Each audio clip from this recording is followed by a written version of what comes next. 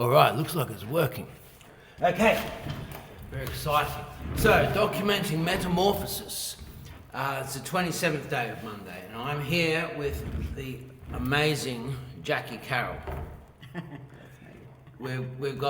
I'm very grateful to be able to call Jacqui my mentor, and then we also do all these other things as well. So the mentor is this whole package of what I get to have as my experience of you.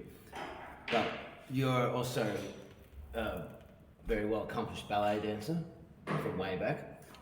You're also a choreographer from way back. You're also a director from way back. And did you do the Nobbs Suzuki Praxis like John did, or did you? Well, basically, John was the first cab off the rank when it came to the Suzuki practice, the actor practice. He learned it from Suzuki's actors and Suzuki, and he appeared with the Suzuki company. And when I saw the training that Mr. Suzuki was putting on his actors, I was absolutely thrilled, because I, in fact, was seeking a way forward to train actors, because I thought their training was abysmal and it wasn't touching any aspect that I thought was necessary. And though I trained actors as a living, I saw that there was a huge missing ingredient, and I didn't know what it was. Then John went to this workshop in Melbourne. I followed him, I had a look, and I said, oh my God, this is what I'm looking for. I couldn't invent it on my own. I couldn't. But I could use it. And so that's the beginning. Up till then, I was a dancer. I taught dancing, I choreographed. I was in the dance world completely. But I was edging towards the theatre world, and I had been in and out of the theatre world. And that was the training of actors that I saw, which I said it didn't measure up. It didn't do what I believed it should have been doing. Right. And so when I saw this training, physical training, and the choric use of the voice in training, and then I went to Toga with John. Then you went there? I went there to see Suzuki in his natural habitat, and John was performing with the Suzuki company, so I was just a hanger-on. I mean, I didn't have any position at all. And it was most intriguing because, I turned up on the doorstep, a very acknowledged international choreographer in Australia, and when I went to Toga, I was John's wife. Oh, right. And, but they were very good to me, and Suzuki allowed me to watch every training and every performance and every rehearsal. So I thought, what a golden opportunity to be a student again, to know nothing, to walk in as an empty vessel and be inspired by a genius. And so I just thought, right, start from the beginning, sit at the back of the hall, shut up, because I don't speak Japanese anyway, but shut up, say nothing, watch, listen, observe, and that's what I did. So I was John's wife, sitting at the back of the hall, and I started again as a student. And I started doing the training myself, and that was another fascinating journey.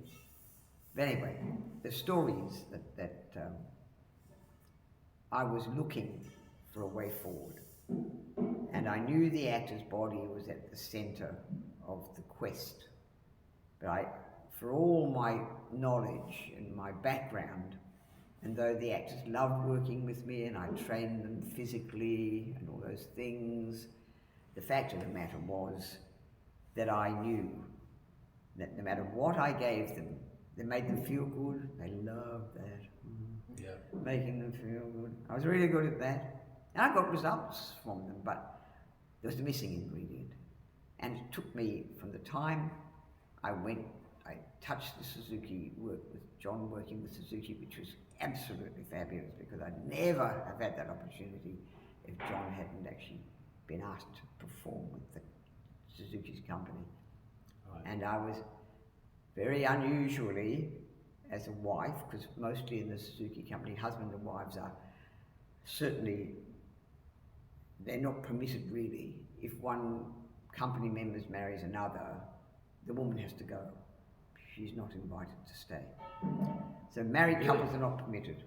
But for some reason, Suzuki, don't ask me why, and I've never asked him, I never want to, allowed me to come every time with John to Toga, and allowed me to do some training, which I did from time to time.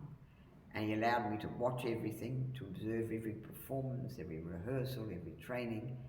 This went on for years, 25 years. 25 years.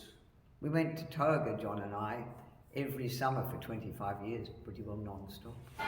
Wow. John was working with Mr. Suzuki initially as an actor, and that went on for several years, and it was repeated a few years later. But in the meantime, we always went to the fountain and drank from the fountain every year, because you need to be inspired. You need to be inspired by the very best people you can come in touch with. Yeah.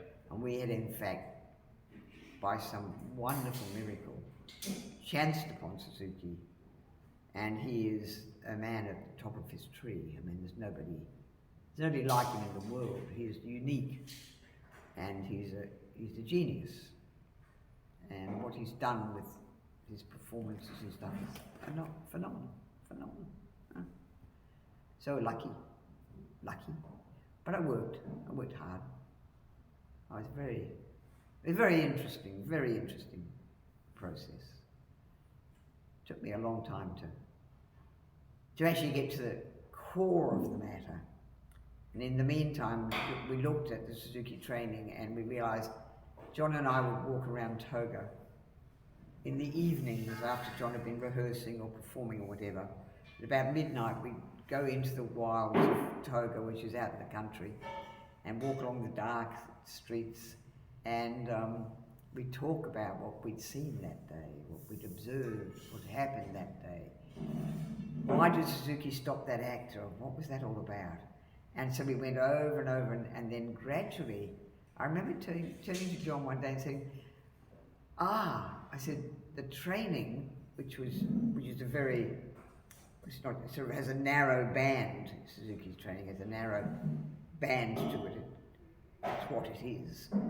And I said to John, well, his actors are fantastic. What makes his actors? Because the training prepares them for what makes them. And we both realized that it was Suzuki rehearsing them, his methodology of rehearsals, that took them from being trained in the Suzuki method, and then them actually turning into actors. And between those two things was in fact a rehearsal process where he demanded of them, asked them to do, hard rehearsal processes where he made them do things over and over and over, and where he made them move in a way and do this and do that.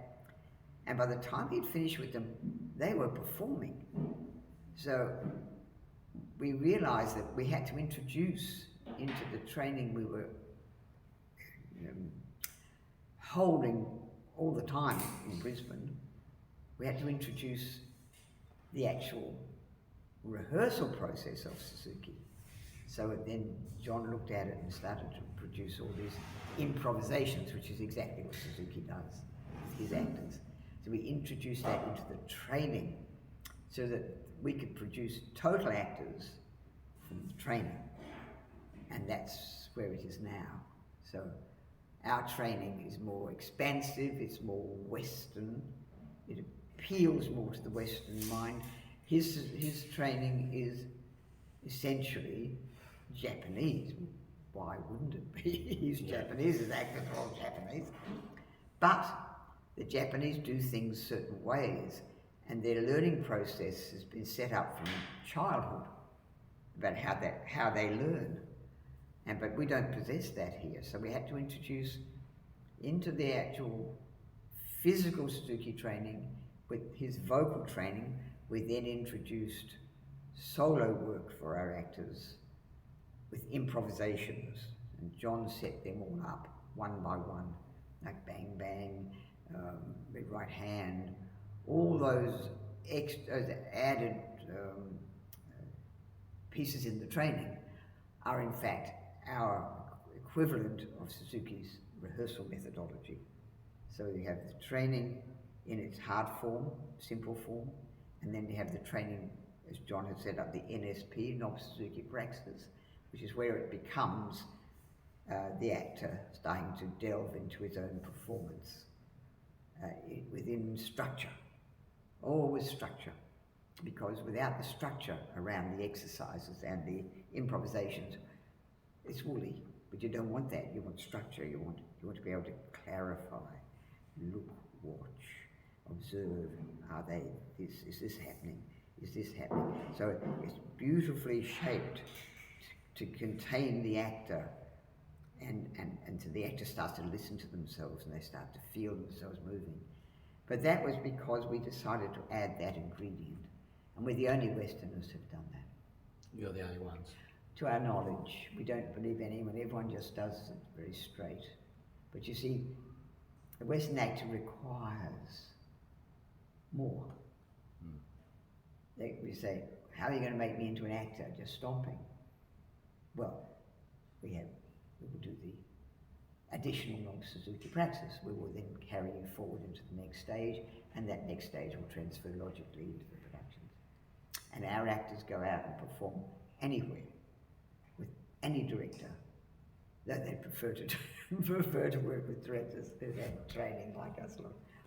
But they're available to do it because they have been schooled in how to behave in the rehearsal room, how to get the things out of their performance. We've prepared them. The Nobbs Suzuki Praxis has prepared them for performance. And so the training room becomes this wonderful cauldron of the actor testing themselves against things. That's the Nobbs Suzuki Praxis, and I've done it for as many years as I can think, and I'm still enchanted by it. Every time I walk into that training room, I'm completely hooked. Right. I love it. I'm insanely. I absolutely, because I In a see very it, healthy manner. well, I see its potential all the time, and I see how people find something in themselves which they have to find to really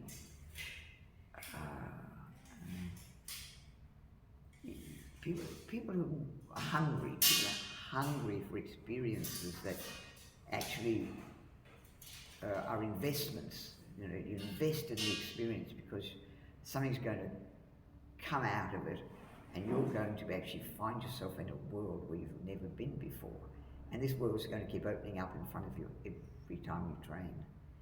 And it goes on and on for years. I mean, in truth, we have actors with us at the moment who've been training for 10, 15 years. They love it. They want to train because the training, as I said, is part of it's a performance in itself. Because no part of the training isn't a performance. And the Japanese, certain things the Japanese understand instinctively. They understand that first they're being watched all the time. They're being watched by people with very keen eyes. And they're being observed every little way, everything they do is being observed. And they don't find that onerous, they find that necessary. There were some young women who were training with Suzuki, who in Suzuki's company, had moved into the company. And they told John in a very rare moment of frankness, they said, we are slightly nervous that Mr. Suzuki may run out of energy before he gets to us. Now that's extraordinary, because when they say run out of energy, they mean he won't bully them into putting on a better performance and making their performance more juicy and more involved and more brilliant and everything. And that's, he really works them over to get that. I mean, it's just like, how much can they stand? But they're worried. They were worried that he would run out of energy before he got to them. They wanted that process. They wanted the process, the demanding process they put them through. They didn't want them to pussyfoot around them. They wanted to be demanded of. They wanted to get the best possible performance out of themselves. Extraordinary. It's very Japanese, but Western actors don't have those kind of naturally cultural involvements. But after a while, they begin to want something. So they hang in and they keep training, because number one, the training's good for you physically. Every week you come in and you train because you want your physical body to become an exciting vessel, a vessel full of real information, where you know when your foot's being planted properly, you know when your knees are bent, you know when your head's turned, you know what you're doing. And so you begin to acquire these self-knowledge about the movement of your own body. And they want it every week because you need it. You can go away and come back, but the fact of the matter is that rigorous weekly demands are worth quids. Yeah. Now, this is a massive thing. I don't want to jump on anything. Have you got more to say with that? Oh, no, I just suddenly realised I just hadn't stopped talking. Well, I mean, no, you're welcome to continue, because this is great. It saves me having to ask these questions. Okay. Is there anything in particular that you're interested in? Well, what you've said there, I would like to tie a few things together. So, number one is the discipline. Number two is the ability to know nothing again and be that empty vessel. That's something I actually felt that very sincerely and very authentically and comprehensively.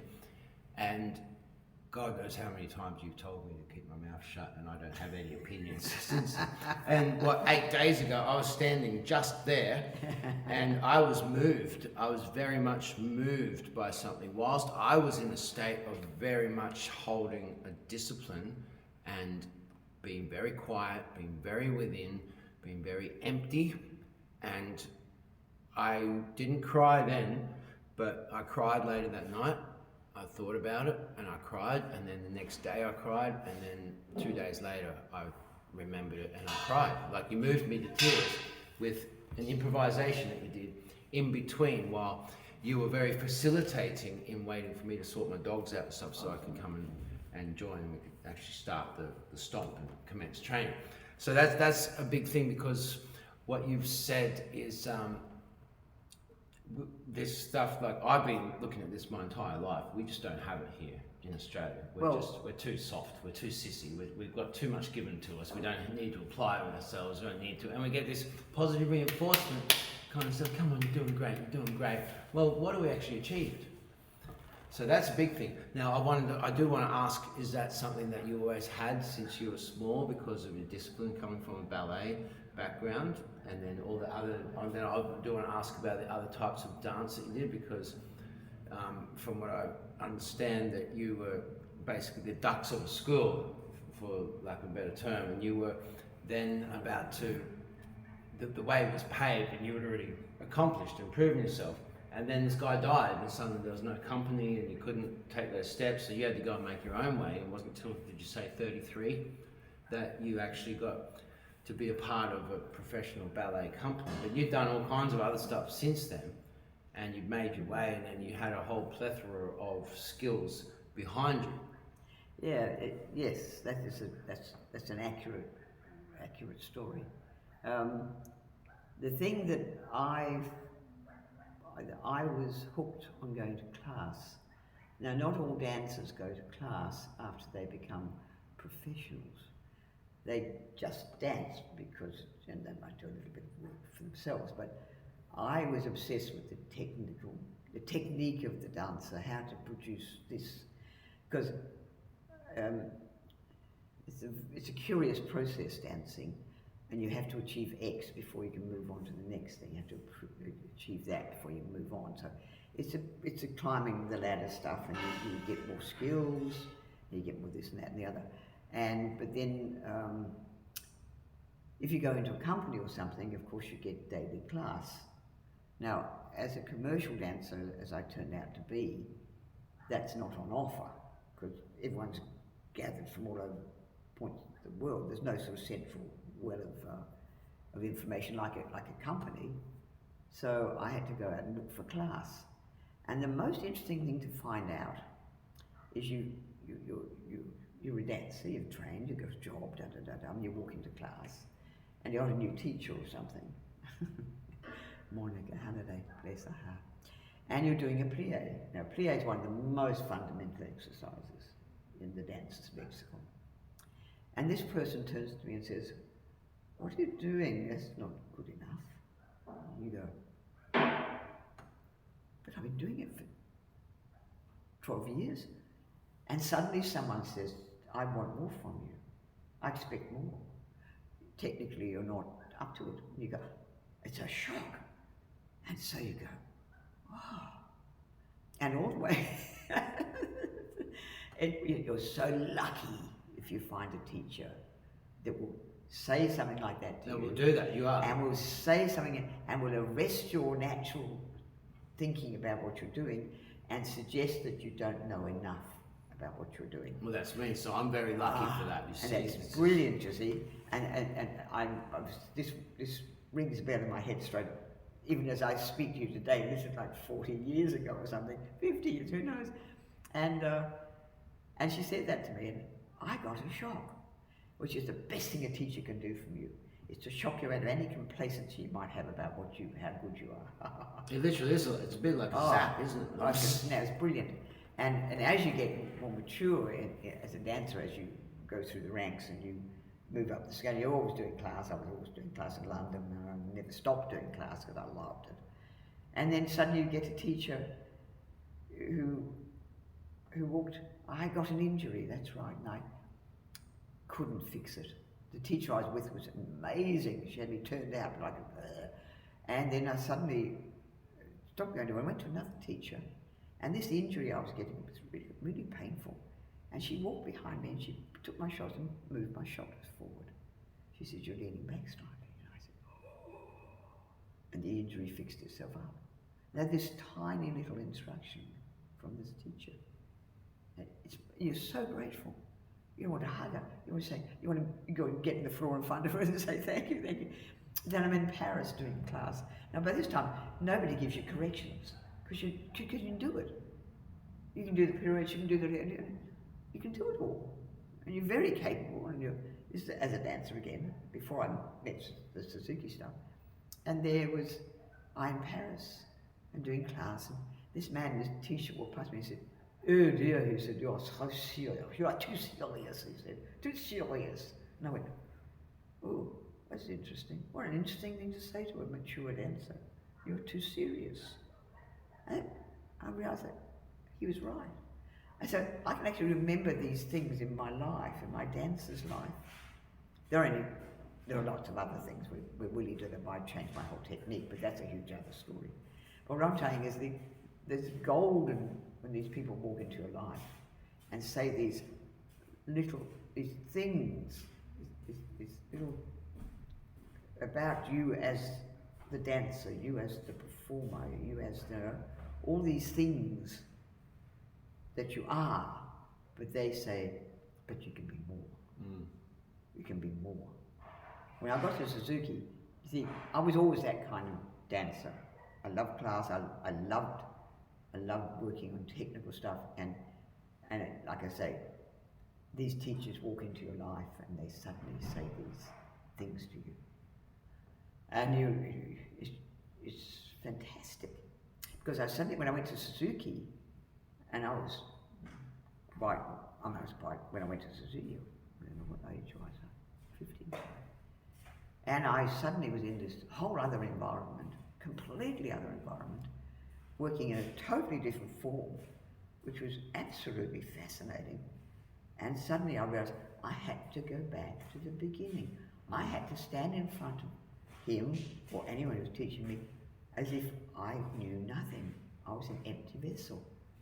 And I was so lucky because I had that opportunity.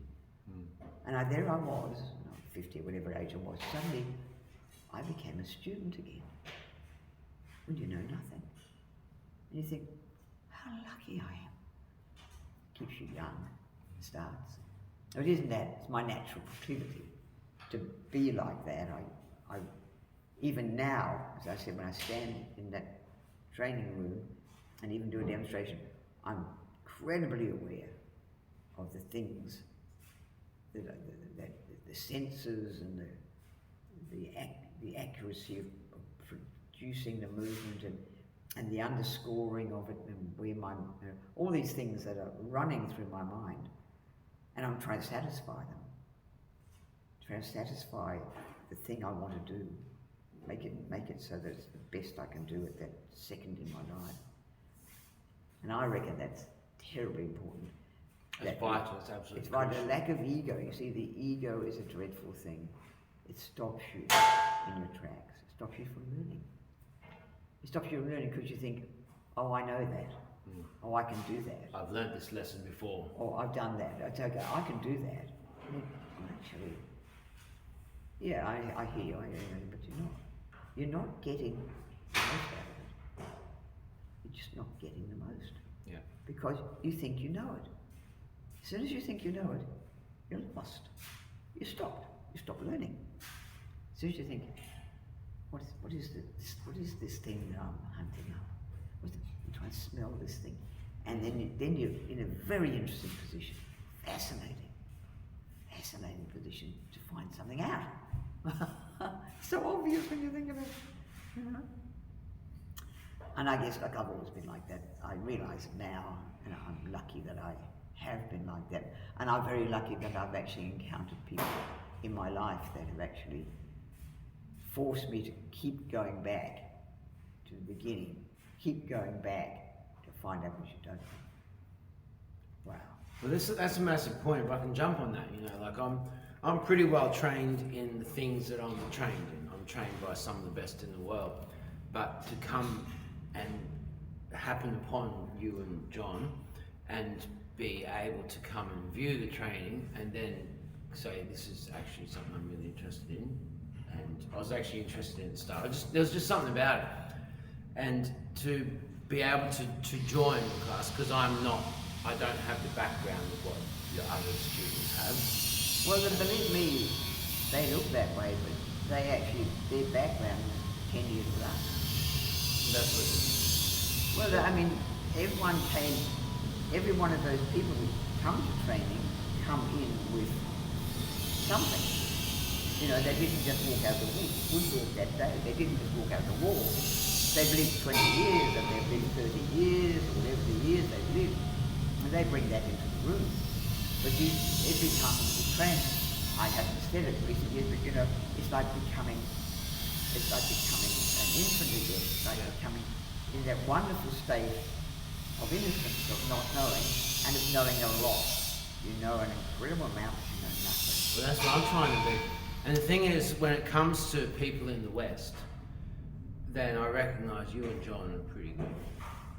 We are. There's no question. I must admit, I look around and I talk to people in the theatre, and I look around the dance world too, which is not the place it used to be.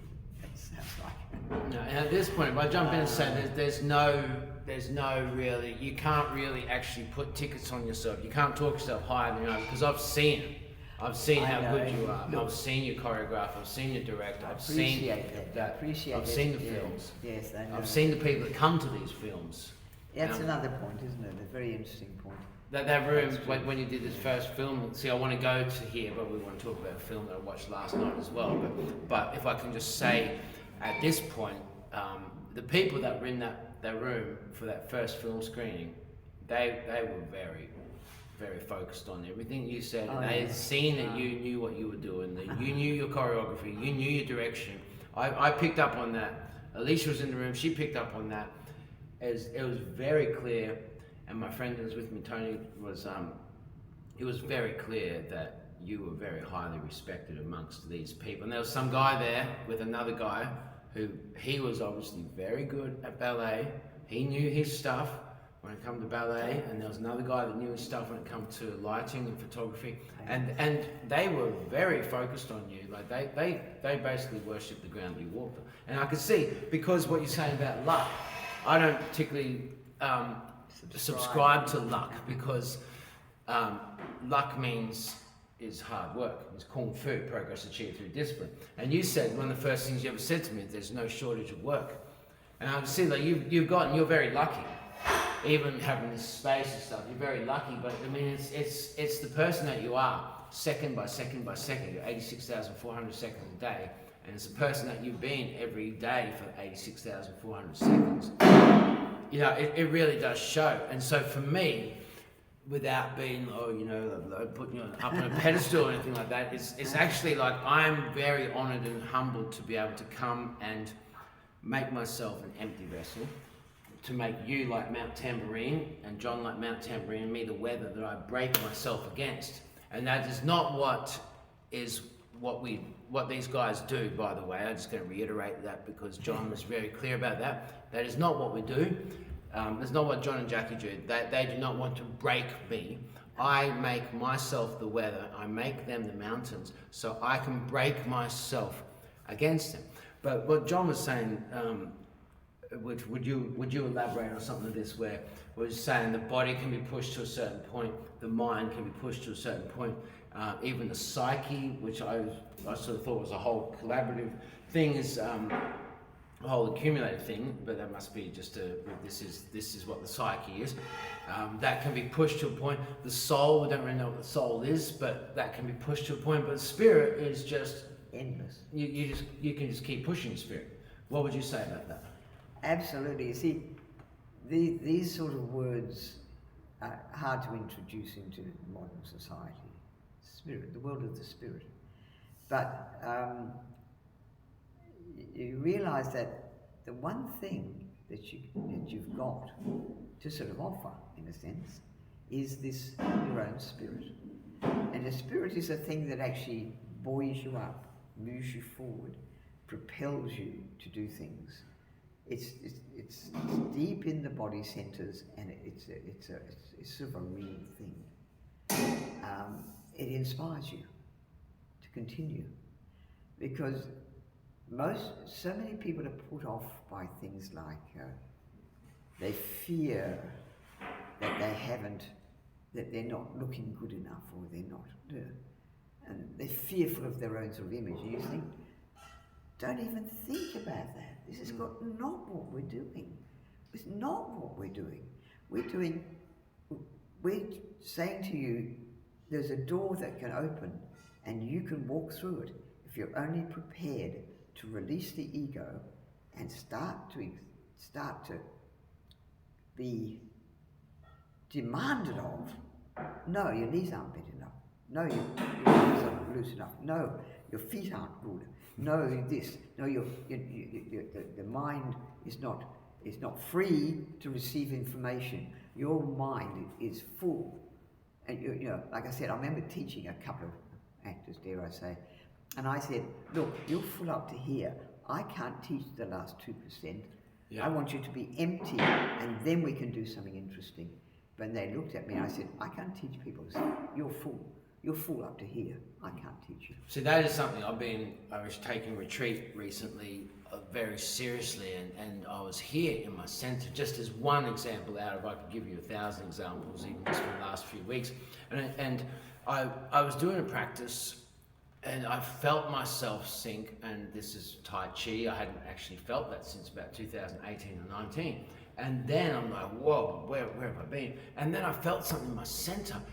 And then I kind of really got this thing of what you've been trying to teach me. I felt like it was actually, I had this thing in here, but I managed to get this thing in the center, and it's connecting out to like basically like a really sticky elastic band. I connect to the wall to that point there and whatever, and then move it. It could be meters and meters and meters away. But that was, I'm not sure if I'm actually doing that practice properly. No, may I just jump in there and say, there's one thing that we never, well, I personally, I know John doesn't either, we never ask you how it feels. We never ask you to describe any senses that you have, you may have involved in what you're doing. That's your deep personal history. Now, the most interesting thing is that people used to say to me, "Oh, how did that feel? Oh, well, when she did this, I did." Oh, wrong eyes. I don't care. Did it look good? Did it sound good? Were you convincing? Is your body working? Is your body convincing? What, you know, that's what I see. That's what I see, and I feel it. What you feel could be completely other. I don't care. Right. I have no interest whatsoever. I want you to be in your body. Your feet are working, your knees are soft, your body's in the right position to receive and to give, and the face, everything's in a sort of tuned whole. And that's where the results show. And that's what, but I would never ask you to ever describe any emotional state that you were in. That's entirely your business. Like, it's entirely personal. You could think anything, and I would. And if what you were doing was actually fascinating to watch, or fascinating to listen to, which would be both, all of it, then I'd be interested. You know, I don't care what you're thinking. You could be thinking of, shooting the cat. I don't care what you're thinking. If you're there in the room and you're saying, tomorrow and tomorrow and tomorrow creeps in this petty pace. If you're there and you're in this thing that you're doing and everything is coherent, I'm interested. Now, I don't care how you arrive at that point. As long as that's your business. Totally personal. And any sensations you have, right, just store them up, but they have to be, you see, when you walk across the room, I've got to know that you know what your body's doing. And I know that you don't. So I give you more information. And because I'm saying, the information is coming in at your ears, because I'm saying something. And you've got to then clear your mind, which is trying to analyze things. Forget that. It's nothing to do with analysis. It's to do with listening and responding. Now, the Japanese, as I said yesterday, learn by watching.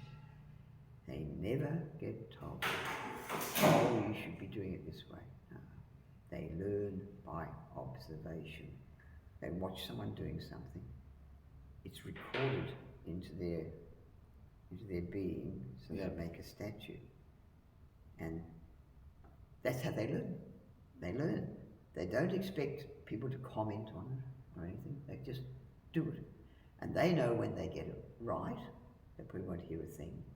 If they get it wrong, they'll know they haven't got it right. That's all they need. You don't need adulation. "Oh, it was wonderful." Rubbish. You get it, you might not hear anything from the person teaching like me. You don't get it, you'll hear a damn lot. Yeah. That's all you need to know. You don't need to know about success, you just need to know about failure. Success is not... It's self-explanatory. Absolutely.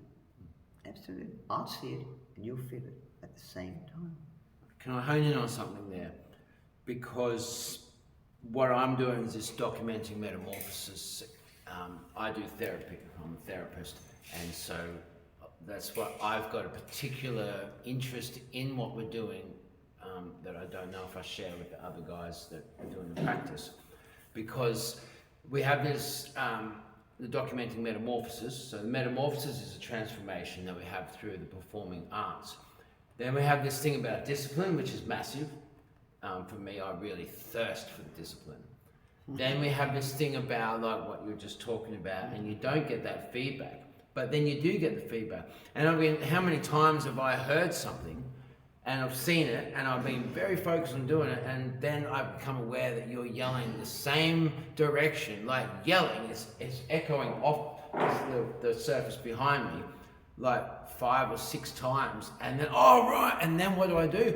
I got to produce a response. I got to produce a result for you straight. So then, bang, I just lose it all, and then that sits with me, and I'm like, I actually did a thing today, and I filmed it to just sort of go, here's kind of a demonstration that we can have here, and then I caught myself and I go, okay, there's about 30 points in my body that I'm aware of now that I was not aware of beforehand.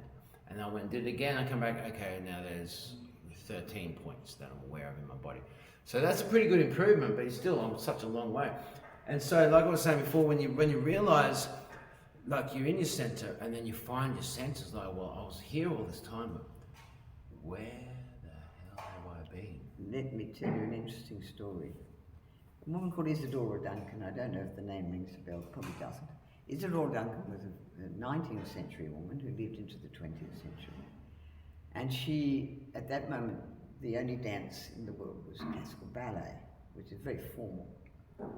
But she said, and women wore corsets and things like that, and she said, I'm going to take my corset off, and I'm going to wear drapes, and I'm going to dance to the sun. Dance to the sun. I'm going to just dance. Now, it sounds like I'm sending her up, but the fact of the matter is she was a genius, almost. And she did that. And everyone went, oh, what's this woman? She's just got drapes on. She's bounding about. And but the thing was, people started to rather enjoy her performance. And she apparently, this is apocryphal, I don't know, but apparently she went into the studio, an empty room, and for a whole week, every day she moved around, and she asked herself one question. She said, where is it coming from? Right. One question, where is it coming from? And she deduced, after this week apparently, that it was coming from, she called it her solar plexus. She said it's coming from the center of my body. Right.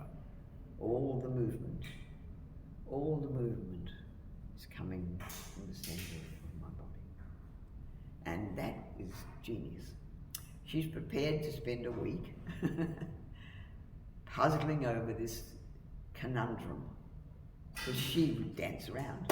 Most people associate dancing with your legs and that. But she knew that what she was trying to do was to find the cause, the deep-seated part of her which caused all the other things to happen. Right. Fascinating. This is quite profound, and this is beautiful. This is the thing about what causes you to live, what causes you to be driven in life. But you don't, most people, she had to become, well, she didn't have to become aware of it, but to do what she was doing in performance, she knew she would benefit enormously if she could answer this very simple question as to where was it coming from? Right. And she influenced a whole bunch of choreographers and stuff. Well, that's what I was going to wonder. So I'm just wondering, from your point of view, can you hone in there and sort of see that kind of body awareness and see how that discipline or that just follows, so she influenced all these other choreographers and everything. But what about for a therapeutic point of view, for the metamorphosis or for a transformation that would occur if she had some emotional or some spiritual thing going on, maybe all the way from being an infant, couldn't even remember?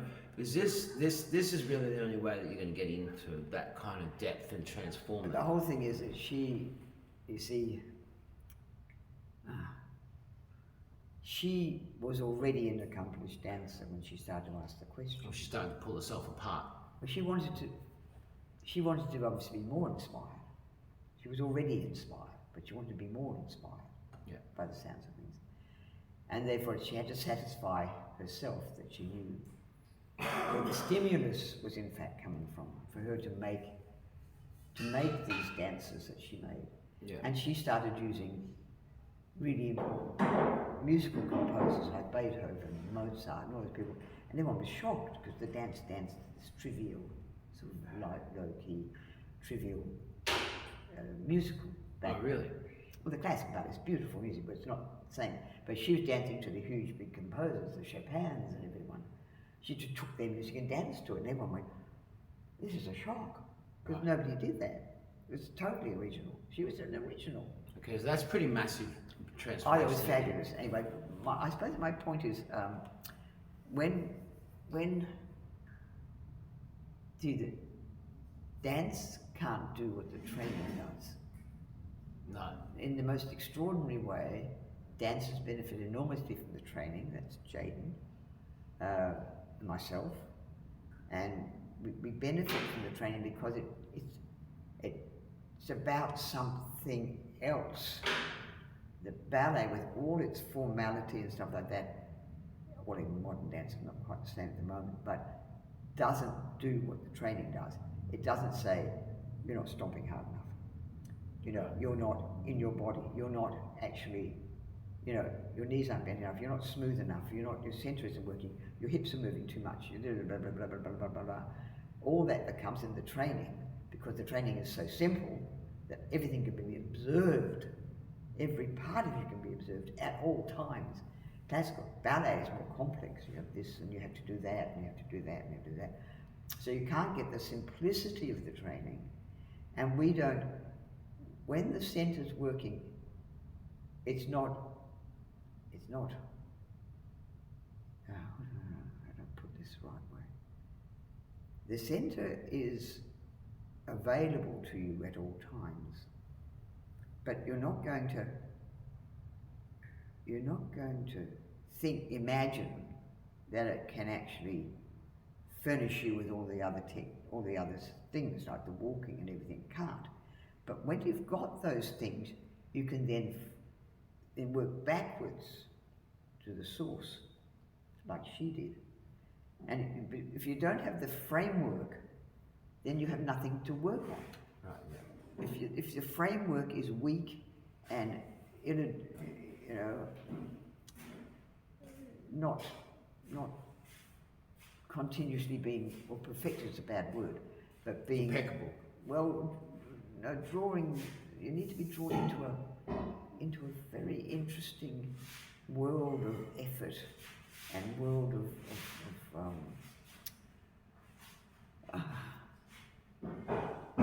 only by taxing yourself to do the movement accurately can you draw yourself into this world of the body and its potential.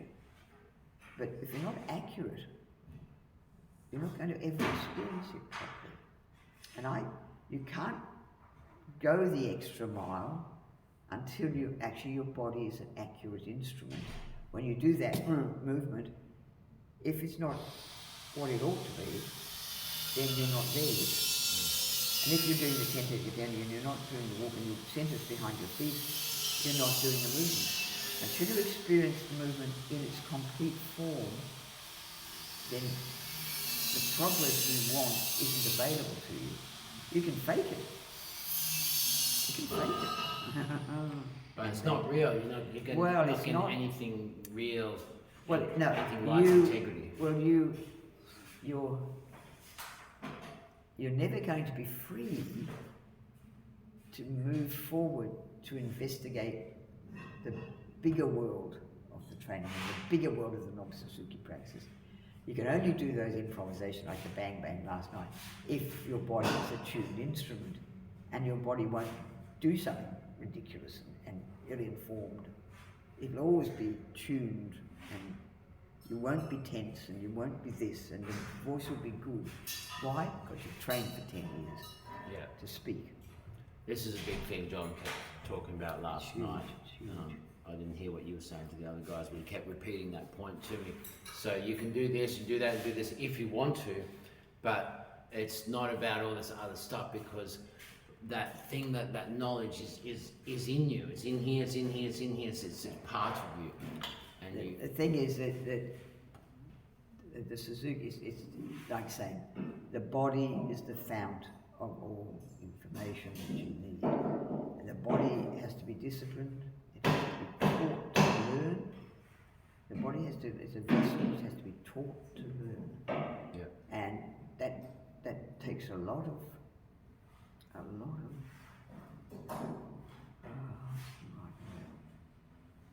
you've got to give yourself over to it. You've got to release yourself. You've got to say, I thought I knew what a bent knee was. I don't. I thought I knew what a soft foot was. I don't. I thought I knew where my centre was. I don't. However, I can learn it. I can find that out. I can learn it. Now, once you give yourself permission to release yourself from your old thoughts about what you thought you knew, then you're free. But see, most people come in, they think I know how to do this and I know how to do it. I've always done that. I've done that for years. Yeah. I've always studied over here. I've done this, and you think, yeah, sure you have. But you haven't done what I've got to ask you to do. So what's the point of even coming to the training? Well, there's no point in saying, I've done it all before. Now, people have come in like that, and within 3 or 4 weeks, they yeah. And if they're smart, they'll say, right, okay, so I don't know what I'm doing. If I want this stuff enough, I'll shut the fuck up and start to learn. I will start to learn, you know? Yeah. And that's such a hard thing to do. It's such a hard thing to do, particularly for us Westerners in Australia. It isn't only that. Look, the modern person's been taught to believe that it's okay, you're doing fine. Yeah. Oh, that's fine. No, it's not. It's wrong. Well, it's actually not, and it's something that I think is a big thing. If I go back to the therapy thing again, and this transmutation is, and you said this word about this lady, I forget, Monica or someone.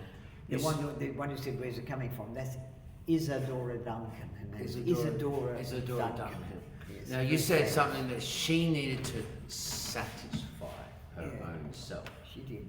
Yeah. And that, what was that mean? So she would not.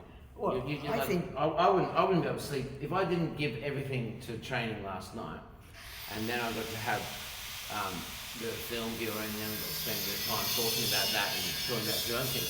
If I didn't give absolutely everything to that, then I wouldn't have been able to sleep last night. Well, maybe you're right. I don't know that you're sleeping. No, but I would have, like, I could be dead tired, but I'd be lying there awake going, you could have done better. You could have given more.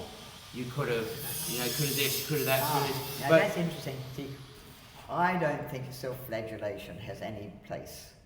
it's not self-flagellation, but it's all these things you're talking about, just honing it a little bit more. Like I think I'm well past it. I used to be like that, Yes. surely, but I'm not. not. I think just in the last maybe a few sessions, I think your mind has to be calm and empty and ready to be filled. But if it's not, then you're not going to benefit the way you'd like to. People think they've got to try.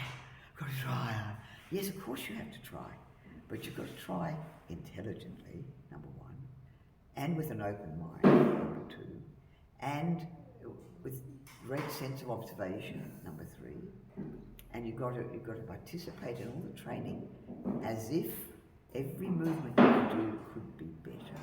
Yeah. Now, even at my age and experience, every time I do basic training, I think, am I measuring up? Yeah. Am I measuring up? And that's exactly where I should be. If I think I know it. Well, you're not living anywhere And near there's as much, are you? just Alicia who's been doing it like since 2006, I think she came to us. That's a long time. 18 years, I remember. But she comes because she needs it, because her whole personality is very what's the word? Her energy's phenomenal, and her drive is very powerful. But she comes to learn about herself in a role, a different role. She has to play in that training to get things out of it. Now, she went to Toga to participate in the training. After all these years, she went to participate in Suzuki's annual trainings. And it was really good for her. Now, that's hard to say. it was good for me. It was good for me to challenge myself in that situation and to see if I was found wanting, and fingers crossed I wasn't, and all those sort of things. That's great, because at her age she needs to do that. She needs to go back to be a student who's only so big and, you know, looking up at the teacher and going, I hope I get it right. And it's great for her. It puts you right back where you should be, because then you're in a learning mode. You're actually free. You don't know it yet, but tomorrow I might know more. And like I say, I do the training feeling the same way that I felt 20 years ago. Every time I step on that floor. Yeah. And I love it, because otherwise I'll just fade away and become old and grumpy. Who wants that? You know, that keeps me. Well, who wants that? And this is, I mean, like you're incredibly healthy and vibrant. And I love to dance, I love to train. I mean, I'm so pleased we had the training. Thank God John got into that show. And we did what we did because it changed everything in our lives. Well, you guys are living more than most people live in their entire lives. I see you're living more every week than what most people live their entire lives. Yes, I know. I'm thinking, gee, I'd like to get some training. Here I'm sitting here in the middle of the... I like to do some training. And that's, you see, if you come in there with the whole ego just disappeared out the door, you leave it behind. I said to everyone, you leave everything behind at the door. You come in as an empty vessel, ready to give it another go. Yeah. And if you do that, if you can do that, and I'm not going to say it's easy, but if you can do that, as you walk through the door, you shuck off everything from the common world and you enter a rarefied atmosphere that's actually a golden atmosphere, a golden place to be tested in. And you say, right, I need to be tested again. I can't get enough of it. Yeah. All my life I'm going to have to be asking myself the same questions. Yeah. Am I measuring up? Is it working? Yeah. Have I got my knees bent? Oh God, you know, I'm still, you know, I mean, it could take you years, but that's not an issue. Time is not the issue. The issue is the spirit's involvement with yourself and your desire to find something about yourself, to enter into this wonderful world. That's all I can say.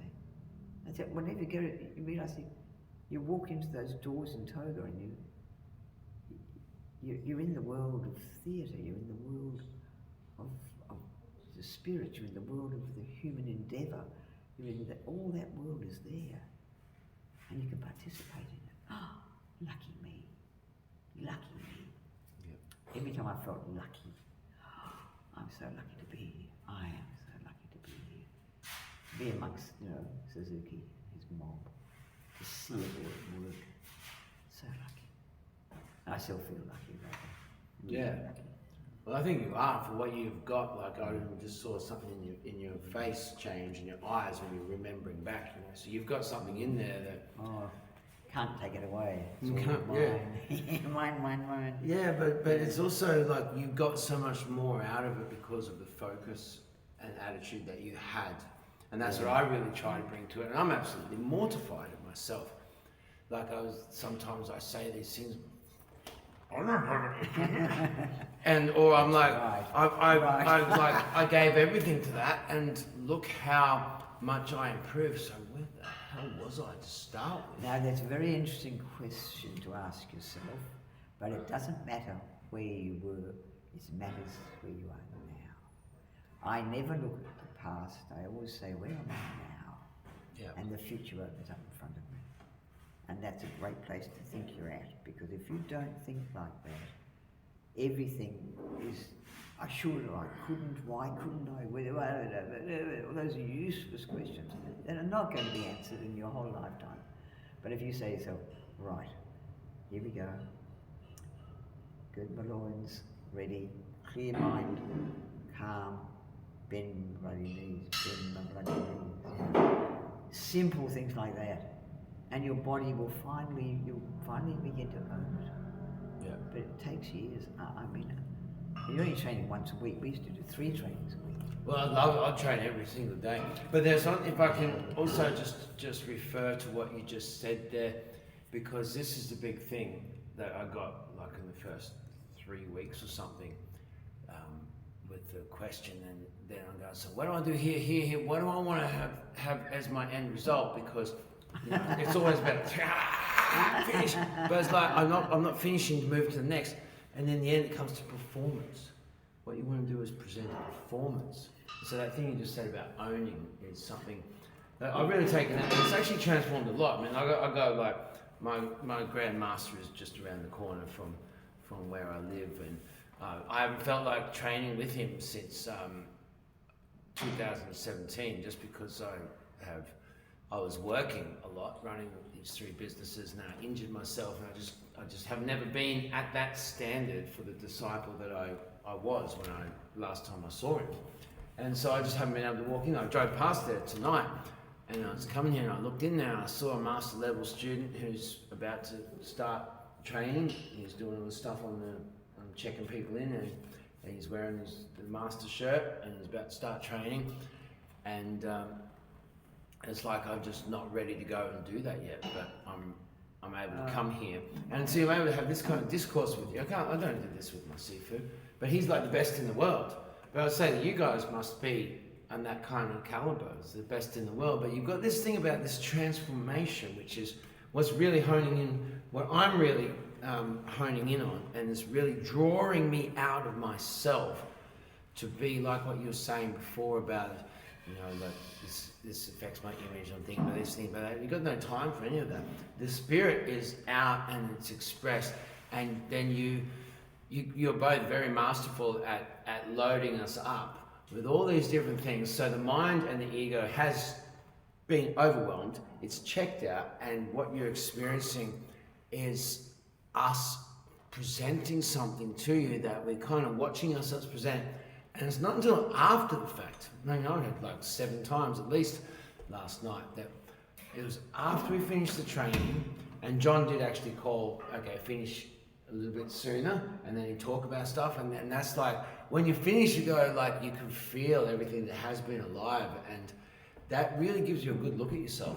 And again, for the metamorphosis or transformation, transmutation is the word that I've been using this art thing, and I've actually had some other issues in my life that I feel now is a point of transformation, of transmutation. Now I've got enough under my belt to be able to transmutate. I think you think too much.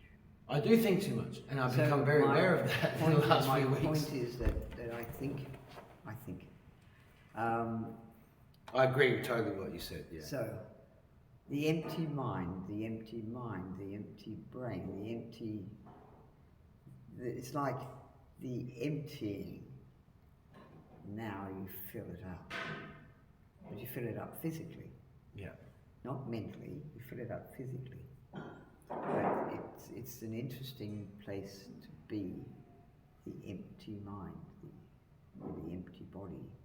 Everything's ready to be filled. This is a big thing. So this is the in-between, the bridge between, the segue in between in so many ways. So I mean, like I do this stuff with my dogs and I breed these dogs for returned servicemen that have been at war.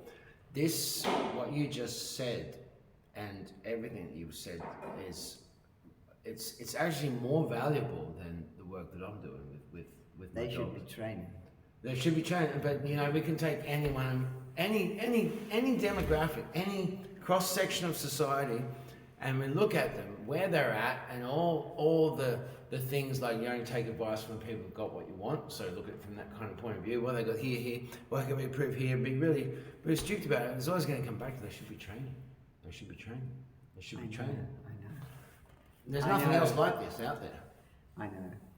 But the most interesting thing is, nobody wants to fail, so they don't want to come into the training, because within an hour or so they will know what they don't know. And people hate knowing what they don't know. Yeah. And that's why theatre people, like people who are teachers maybe, of theatre actors, they don't want to do this training because they will be found wanting. And instead of saying, isn't it amazing what I don't know, I better come back next week as quickly as I can to find out. They say, oh, well, it's too this and it's too that, and it's too demanding, and I don't like speaking loudly like that. It's not good for my voice. And we think every... I'm too right. I already know too I know these things. Oh, absolutely, absolutely. So we have not been able to attract people to the training because they see it as failure. I see it as lack of knowledge. I need to fill that gap in my life. So I do this thing. They see it as it can't be good for you. I see it as this It's just, of course you do. I'm not even discussing your relation at that point. I'm talking about these idiots out there who will not challenge themselves in any way.